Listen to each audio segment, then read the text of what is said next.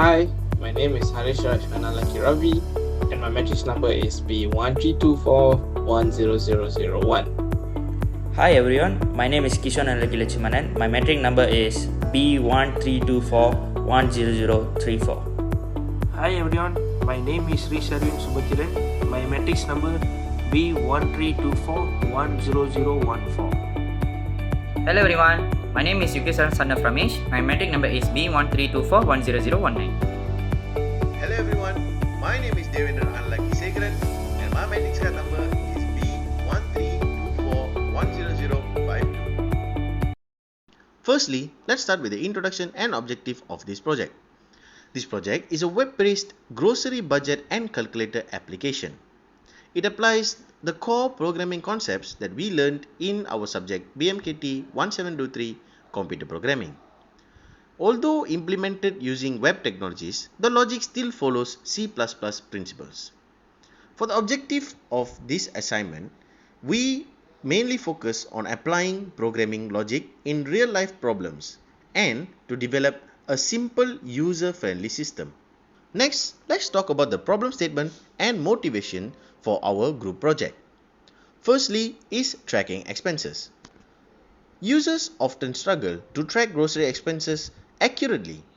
By creating our website, we can help users to better track their expenses on items that need to purchase. Next is budgeting mistakes. Users tend to use manual calculation and can cause budgeting mistakes. By having a built-in calculator on our web page, users can now be more precise with their expenditure and keep their budgets in line. Finally, efficient management. Sometimes users tend to forget if they've already bought items that they need and unfortunately rebuy the same items.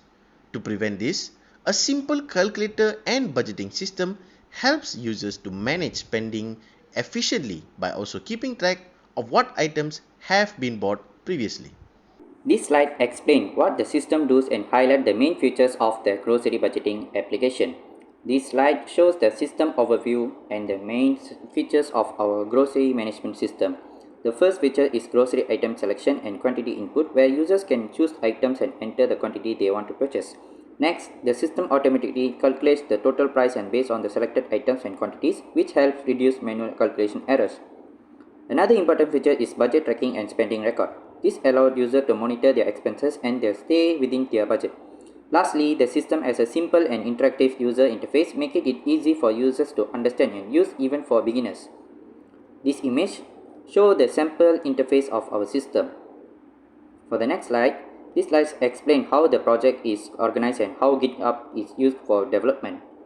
This part explains the structure of our project. The index.html file is the main page of the application. The style.css file is used to control the design and layout of the system, such as color and spacing. The script.js file contains the application of logic, including calculation and user interaction. Lastly, the images folder stores all the image assets used in the system. For version control, we use GitHub. We manage changes using commits, which help track progress and avoid errors. The project is also hosted in using GitHub pages, allowing the system to be accessed online easily. Overall, this slide explains the system features, file structures, and how GitHub supports our development project.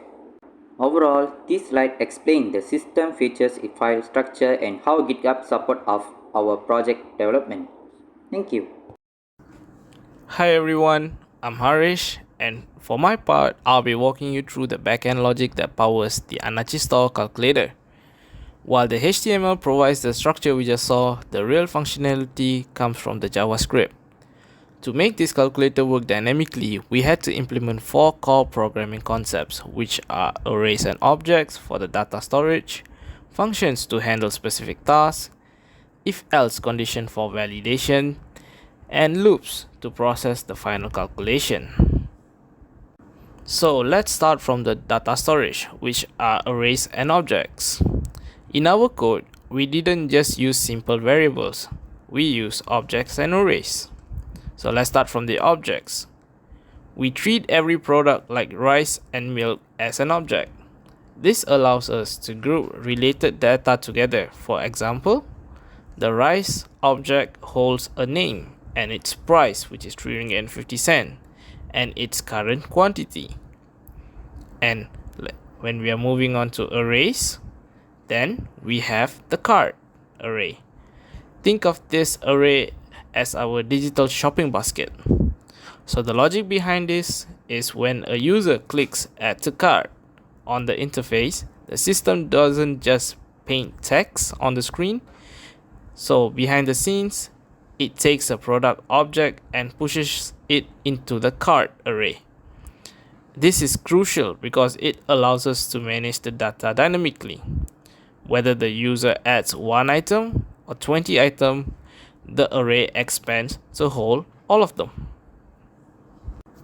Moving on, let's look into functions and user interactions. In our project, functions act as the verbs. They are the action.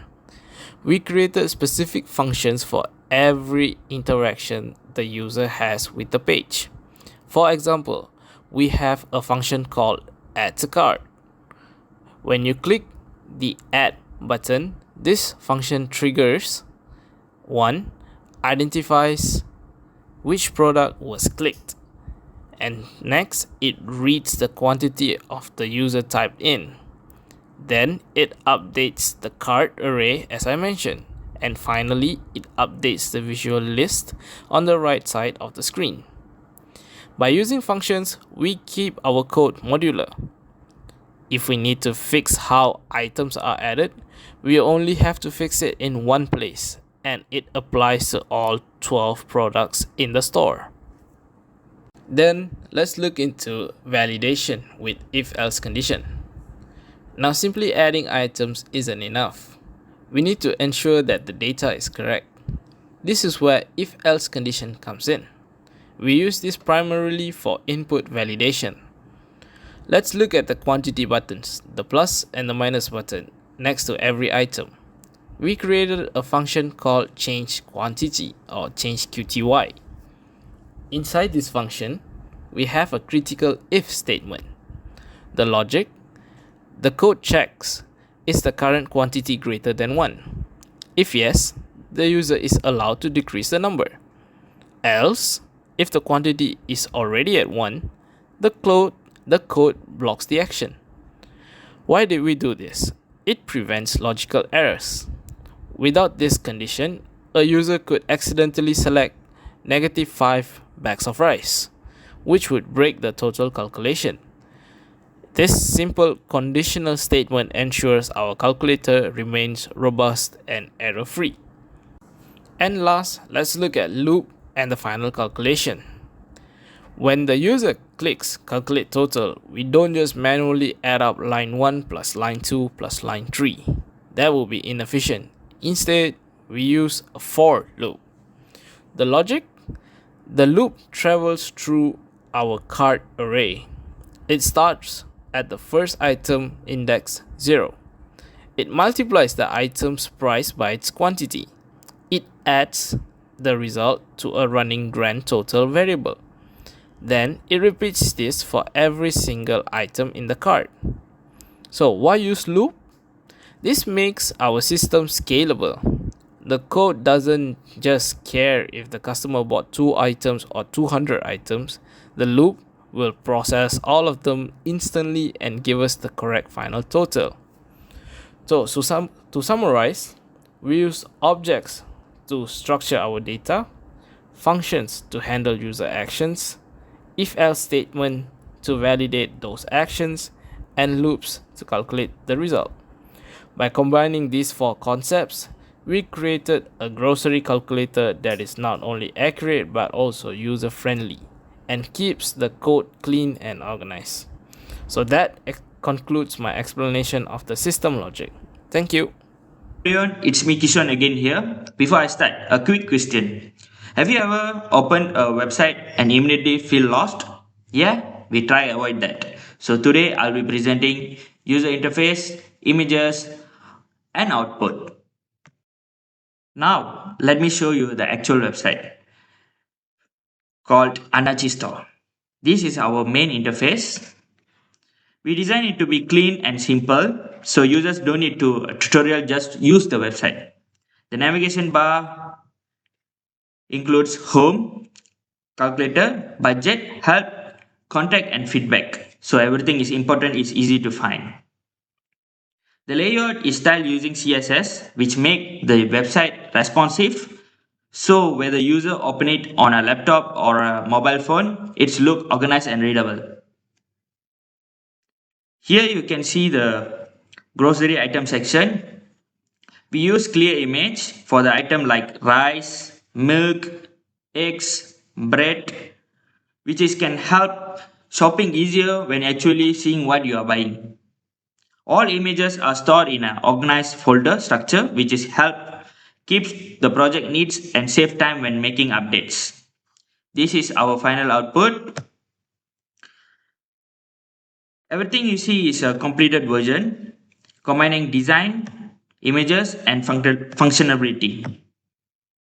Our main goal was the website is easy to use, nice to look at, and not stressful to browse.